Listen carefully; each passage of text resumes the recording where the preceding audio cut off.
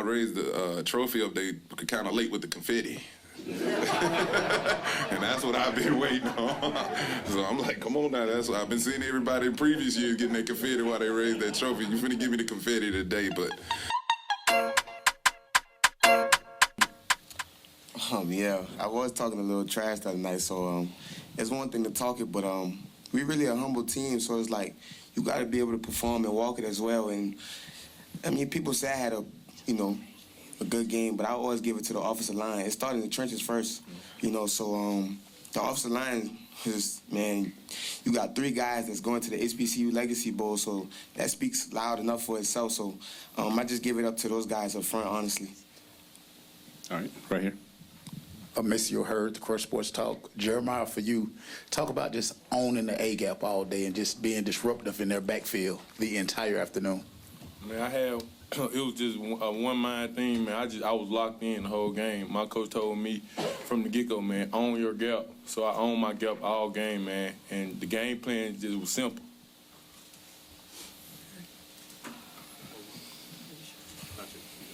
Yeah, right here. Right here. Emmanuel Glazer, Crush Sports Talk. Jeremy, I want to continue on that as far as not only your production on the defensive line, but the whole of the team with 30 yards rushing.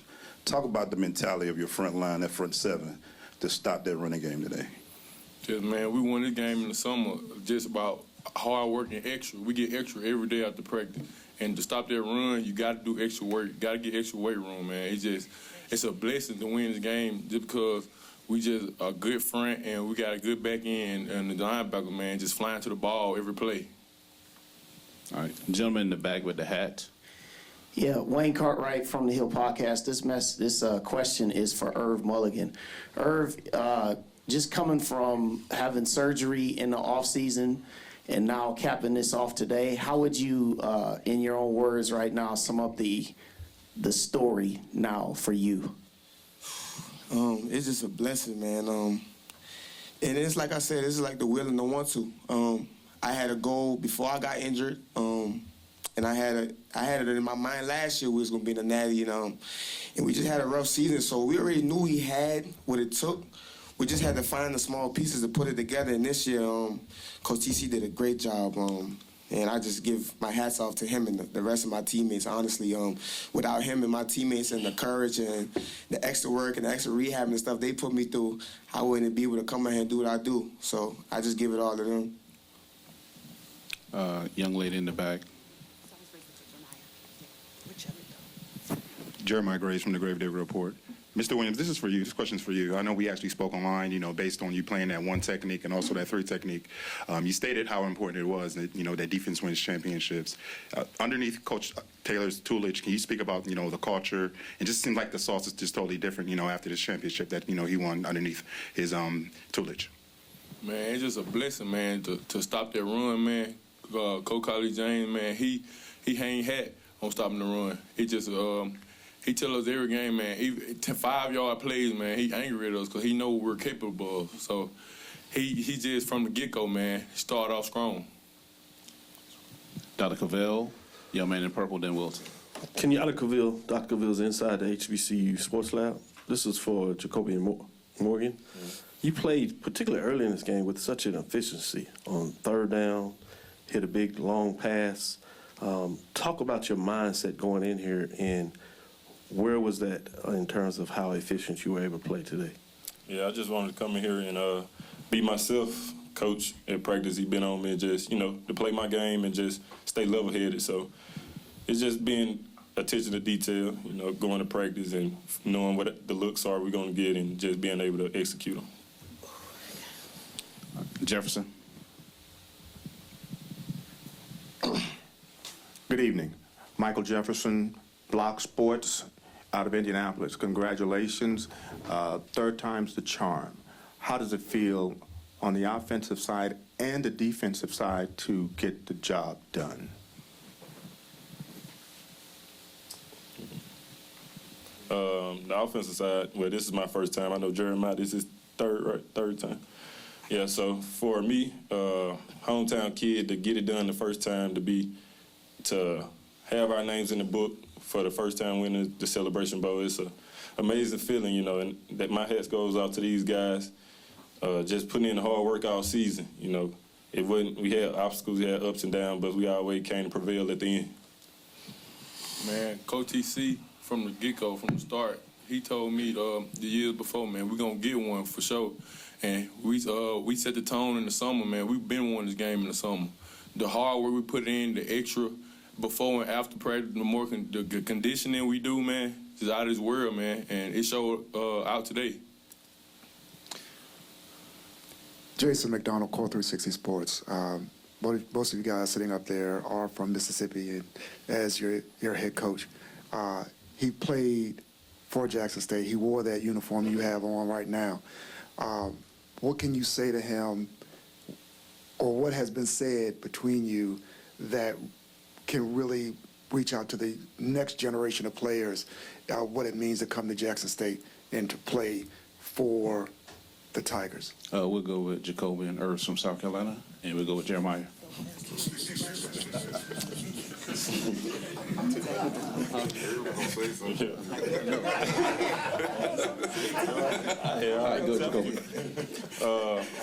First and foremost, you know, I want to thank Coach for getting this roster together that, you know, like Irv said, we already had the pieces. And it's just, you know, when you got Coach of the Year, he's just going to put you in the right places to make the right plays. So to any players that's coming to look here, you got a great coach ahead of you that's going to coach you every day. He's not going to let up. And that's what you want. Like, Coach stay on me every day. I got up, downs out to practice every day. Good or bad.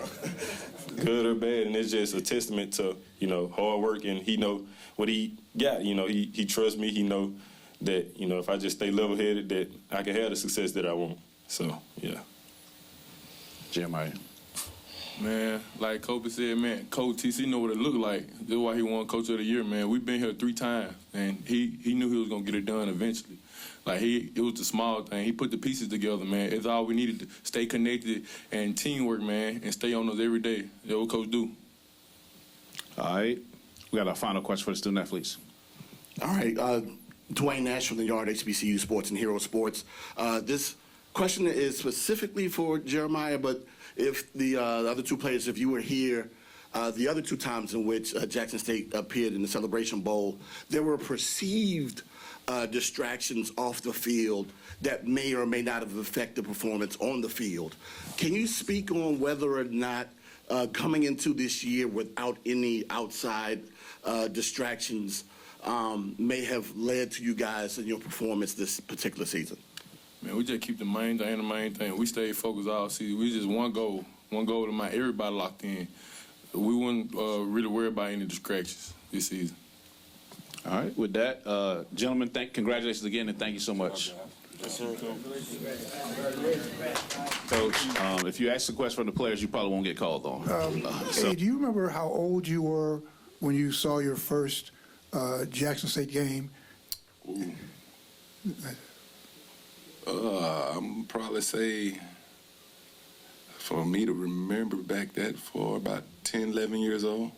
Yeah, okay, we'll go with 10. Yeah, 10, 11 years old. This is a follow-up to that, is that, you know, Jackson State's in your blood. I mean, you played there, you grew up, the whole thing. So does it mean anything more to bring this championship home, having been through the whole, you know, the representing institution? Yeah, I mean, it means everything.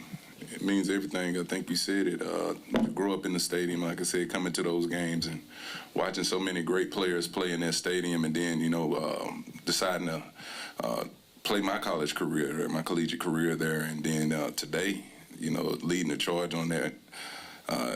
It means everything to me. It means everything to me. You know, there's still a lot of people around that were around when I was there as a player. You know, we just, you know, to hug those people after a game like this.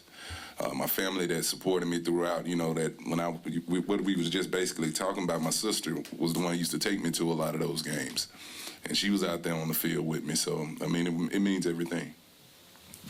Luke Williams from the Black College Sports page. Coach, congratulations on a great season, a great win today, right here. Oh, okay. Coach, I want to talk about your offensive coordinator calling the plays. It looks like you kept them off balance all day. When they thought you were going to run, you passed. When they thought you were going to pass, you ran. You hit some big plays. Obviously had 2 TDs called back, but you still, I thought, kept them off balance. Talk about what was your strategy from an offensive standpoint going into this game. We talked about controlling the trenches. You know, I challenged the offensive line today in our walkthroughs before we left the hotel. I challenged Irv Mulligan, and I just been on Jacoby about staying level throughout this whole deal today, and they went out there and executed their butts off. And it's like you said, you know, that last touchdown, they was expecting a run. And I said, you know what, we're going to throw it to our best receiver right here, Jonas Vertillion, and we're going to start celebrating, you know. And Jonas, first of all, Jacoby makes a great throw. Jonas makes a great catch, you know, but I think it's like you said, you know, I try to just keep them off balance. The defensive coordinator, they got a good defense over there. You know, they got some really good players over there. And if you can keep those guys off balance with, you know, the things we were doing, we mixed up some tempo, then we slowed it down when we needed to. Heck, we put 2 tight ends on the field a lot today. So just keeping them off balance, you know, led to the success you saw out there today. All right, we're going to go Wilson right here in the front, Coach. Wilson Jackson, Black Sports Insiders. Coach, we've had a lot of conversations, but I want to take you back to this one. It was 2020, a couple weeks before Deion Sanders got hired. We were sitting in your office, and I asked you how bad you wanted to get this job at Jackson State, and you said you really, really wanted to lead this job. This is the only job you ever wanted. Mm-hmm. Did you ever envision it turning out to be the way it has turned out today? No doubt. No doubt. You know, I trust in God. And he had already told me the blueprint and everything, but he also told me to be ready when he get here, you know, and I always prepared that way. And when I had that opportunity, you know, I pulled my sleeves up and went to work. I knew what I want my roster to look like. I knew what I wanted this coaching staff to look like. And I knew we were going to be successful. You know, I wanted this moment. I knew this moment was going to happen. I kind of wanted it last year. But I had to. We played solid, you know, 7-4. But I knew one more signing class we were going to be really. We had the opportunity to be really good, and those guys came in here and changed the culture. Believed in me, you know. Had a lot of turnover with the coaching staff after the first year. They came in here and bought into the culture, you know. And I said, we're going to work our butts off because we were going to get to this moment. All right, we'll go to the young lady in the pink in the back. Congrats, Coach. Mercer Stubbs, 16 WAPT down in Jackson. I was watching your face or your reaction when you was raising that trophy. You looked like you were in awe. Just talk about what it means to have the confetti falling on you this time. Yeah, you know, when I raised the trophy up, they were kind of late with the confetti. And that's what I've been waiting on. So I'm like, come on now. That's what I've been seeing everybody in previous years getting their confetti while they raised that trophy. You're finna give me the confetti today, but it felt great. It felt great. It was some great moments out there today. I think the one that kind of blew me away when I hear the crowd hollering my name, like, good gracious, that was unbelievable. That's a moment I'll never forget. But to get on that stage, I've been waiting a long time to get on that stage and hoist that trophy up, you know, and it was an unbelievable feeling. All right, go David. Coach in the back on the center here, congratulations. Thank you. Been a pleasure covering the team on this journey. Done a great job. Thank you very much.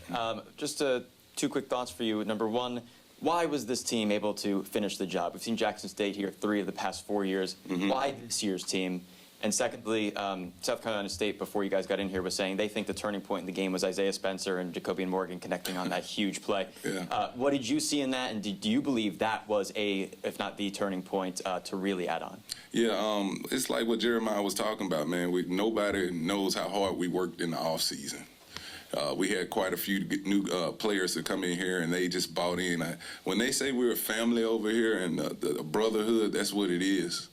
There was times today that the offense sputtered, but those defensive guys come down there and say, we finna go stop them. Hey, I know a lot of people in here were wondering why I went for it like that, because I know what the defense was going to go out there and do if we didn't get that, and they went out there and, you know, held those guys. It's just a brotherhood that we got over there. The play to Spencer was funny about it when I called it.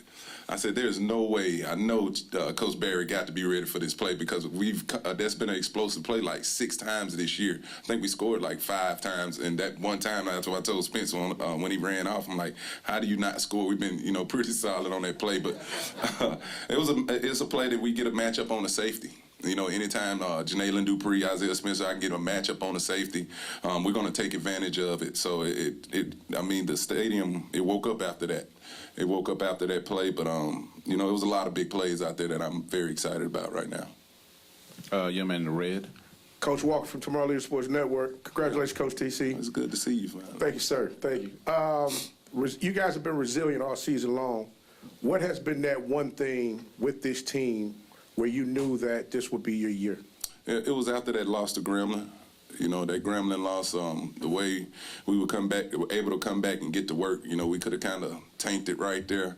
It was a tough loss, but it was. I always say, you know, that was a loss that we needed early on to kind of wake us up, you know, and that's what I told the team. But it was after that, then I knew we were going to take this thing and get the rolling right there. You know, Jacoby, you know, he didn't play his best in that game. Cam McCoy played in that game. We turned the ball over. It was just a lot going on. So when we were done with that game, I was so ready to get to that next practice to see how they would respond. And they came out, you know, ready to work. And I knew then we had an opportunity to be really good this year. Thank you. Next one. Like what you do. Thanks, sir. Mm. Hey, Coach Kobe, you're with the Blitz City Podcast. Congratulations, Coach. I'm making it.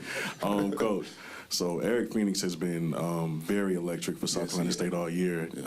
What did you see on film that helped you come up with the game plan to keep him in check today? Let me say this about Eric Phoenix. He is a really good quarterback. You know, we talked to him before he made the decision to go to South Carolina State.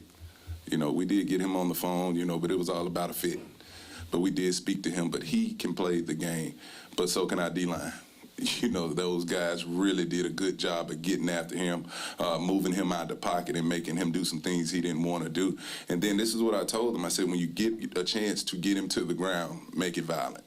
You know, he got to get back up and go back out there and make a play. But he is a really good quarterback, you know, that I do think a lot of that can go out there and make plays. They're not playing here today without Eric Phoenix. In the back row, Coach. Coach, back here in the middle. Coach, this is a stage that this school and your team has been on. I'm sorry, we do name and affiliation before we ask that question. Reggie Chapman, 11 Live TV here in Atlanta. Coach, this is a stage your team has been on the last couple of years. Just can you speak to this experience for your guys, how important this game is for HBCU athletics and the stage that's been created to showcase what this game is like on the national stage? Yeah, I mean, it's huge. Anytime you got an opportunity to play for a national championship and lead your program out there, you know, it's exposure for your schools, both schools. And I'm pretty sure I hadn't heard the numbers, but I know a lot of people watched. You know, that I looked up one time that the stadium got pretty packed at one point. It kind of caught me off guard, you know, just hearing that roar. But the exposure is everything right now for the HBCU brand. And we got to continue to push that brand and continue to go out there and do things the right way and play good football. You know, play good football because everybody is watching. So we got to take advantage of these opportunities when you get on ABC television. Right. Timona Stapleton, She Loves the Podcast. How you doing? Good. Congratulations, Coach T.C. Thank you. An incredible 12-2 season in just your second year at the helm. What does the future of the T.C. Taylor You got T.C. Taylor era at Jackson State look like, and what are the key factors you believe will sustain and build on this momentum in the years to come? The future right now, I'm going to get some rest. I am tired. This has been a long year. It's early right now. We'll get back to Jackson, and perfect time for me to get on the corner of that couch and just relax. But we're going to hit the ground running. If you guys hadn't seen right now, we're doing a heck of a job recruiting. We got some really good players to join these guys that went out there today, but we got to get to recruiting and try to get back here next year. That's the plan right now. So we'll get back in the next week. I'm going to probably meet with the team real briefly tomorrow, you know, get with the coaches, and we're going to hit the ground, finish this recruiting class. We're about done with it. So we got to continue to build. You know, I know other teams, that, you know, in our conference, in the MEAC, they're going to be recruiting. They're going to get better, you know. And we're at the top right now, so everybody's going to want to get after us, you know. So I got to roll these sleeves up, you know, shake it off, get a little nap here and there, and then get back to work. All right, we'll go up front right here beside her. Charles Bishop, Dr. Fields, inside. How you doing, Coach? What's up, man? Inside the HBCU Sports Lab. And I wanted you mentioned the HBCU brand. And I want to speak about the SWAC brand. Now with the Celebration Bowl last year, and we had SWAC challenges 23 and 24 now today. Has the pendulum finally kind of swung back to the SWAC in terms of getting these victories against a rival conference? It looks that way. It looks that way. You know, the things that Coach Simmons did last year, the things we did in the MEAC SWAC Challenge last year against this same team, and look at this year. You know, that was a dominant performance today by us, you know, and I got to say it looks that way. You know, the SWAC is a long, grinded-out season. It is, man. I'm not lying to you. It's a long, grinded-out season. You have so many worries week in, week out, and you have to have your A game going each and every weekend. They tell you got to win the East. All right, you win the East. Now they got this SWAC championship. You got to go do that. And then you got to turn right around in a week and go, you know, come over here and, you know, win it all. But, again, you know, it's looking that way, and we're going to continue that. Jamie Walker, HBC Wire. I heard you say in the interview once you stood on the shoulders of W.C. Gordon and James Big Daddy Carson. Mm-hmm. What would they say to you today? W.C., I don't know if I can say something to things they said, but they'll be proud of me. You know, I know they'd be proud of me. Like I said, they're two great former coaches here at Jackson State, and they'd say you did it the right way. You know, you did it the right way, you built it the right way, and you went out there and got it done. Front row right here, Coach, front left. Coach T.C., how you doing? Congratulations again. Mike Washington, Dr. Cavill's inside the HBCU Sports Lab. Great job. And looking at a few stats, I know you've seen several variations of this question, but you held them to 2 of 13, 1.6 yards per rush. You dominated the clock. And going to Chuck's question, you know, the pendulum swinging, and for a while I was saying we couldn't be as physical with a MEAC team. So if you look at this team and all of those statistics, what are the 2 or 3 things you are most proud of from this team right here and their performance tonight? Well, the thing going into this game, we got tired, I'm going to be honest with you, we got tired of hearing about them. You know, and that it's a physical brand in the MEAC. If you look at it today, they were more of the finesse team. They tried to throw the ball more. We ran the football. You know, and that's just what it was. But we just got tired of hearing all the talking. You know, the players were tired of, you know, certain people just saying that they were better than us. You know, we said we got to play the game. And that's what I told them. I said, again, we're going to win this thing in the trenches. The O-line, the D-line, we're going to win this thing in the trenches and show everybody, like, we're the best in the country. You know, and that's what they went out there and did. But I'm very proud of all 3 phases. I'm proud of my coaches. You know, they coached their butt off. And you've been seeing what we've been after halftime. You know, this team comes out in the second half and just plays dominant football. But it's just proud of, you know, the whole deal. But, you know, that's what you saw today. All right. Thank you. We'll get the last one to David, our local guy. He's in the back. Thanks again. Once again in the center, David Edelstein, WJTV, CBS 12 in Jackson. I just wanted to ask also, in the first half, you know, basically first time you guys touched the ball, it's returned for a touchdown, and right near the end, interception, return for a touchdown, both those called back. Obviously you had the lead, but for some teams that can be, you know, emotional, right? You're up, down, moving around. How did you see your guys just maintain their composure to be able to come out and play, you know, after that first play and then an entire second half and still keep the gears going? Yeah, every time something explosive happened on our football team, I told them to just calm down. You know, like at the half we were up, and I come in there and everybody's smiling, having a good time. I'm like, listen, I need y'all to settle back in and let's lock in and go out here and finish this game. We did have a lot of explosive plays in this football game, defensively, offensively, but I just told them we got to stay even keel, you know, even keel. We can't worry about, you know, if the refs involved in this or the refs did that or, you know, a turnover here. You know, we had the turnover coming out in the second half. We can't worry about those things. You saw me call them up in the 4th quarter. I said, we got 15 minutes left.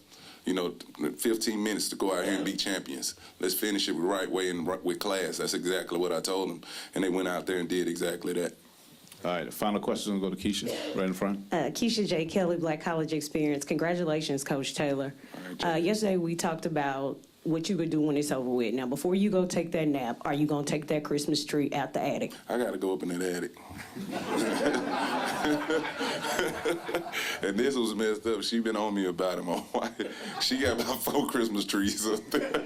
But I got to go up there in that attic before we miss Christmas. I think it's, a few days before Christmas right now. So she's been working with me because she know, the task at hand. But I got to go get up in that attic and get that tree down, ornaments and all. Great question. Coach, again, congratulations. Thank you all for being here. Thank you. Baby girl, you were so pretty, pretty.